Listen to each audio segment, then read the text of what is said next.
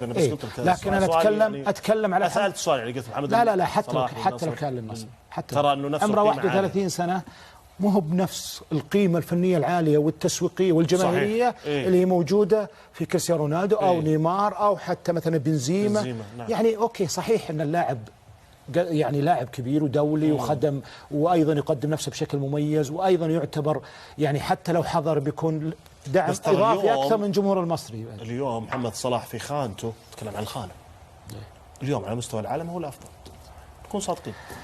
يعني هذا رايك طبعا فيها في كثير الابرز على مستوى الخانه محمد صلاح.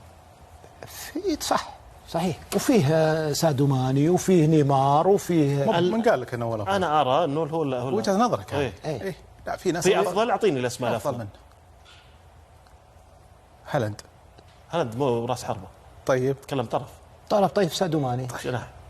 نيمار في حال انه كان جاهز يلعبوا مع ذكرني فيهم تقول عطني انت ما بقى على الذكر. في حال انا اقول لك تقول لي عطني انت عندك الاسماء قل لي من افضل محمد صلاح. نيمار في حال كان جاهز فنيا وبدنيا وخالي من الاصابات. لا ليش انا قاعد اقول هنا الاتحاديين يرون اهميته لهم.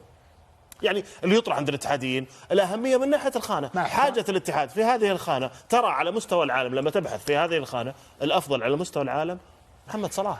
ما في شك هو لاعب كبير، ما قلنا أنا شيء. يعني انت رايك انت طبعا وهذا اهتمام اداره الاتحاد، بس يجب اني انا ما احط انا اشوف اني الى اليوم ما تم الاعلان مثلا عن محمد صلاح. ما في افرض انا لا اجبر، ما لي علاقه بالصفقه. انا اطرح رايي الفني. ارى انه حاجه الاتحاديين له على مستوى الخانه، وفي الخانه هذه لما تبحث على مستوى العالم حتجد الافضل في هذه الخانه اليوم في مستوى العالم محمد صلاح. لن تجد افضل محمد صلاح في الطرف. وجهه نظر شخصيه ممكن يكون ترى خطا. رايك ويحترم.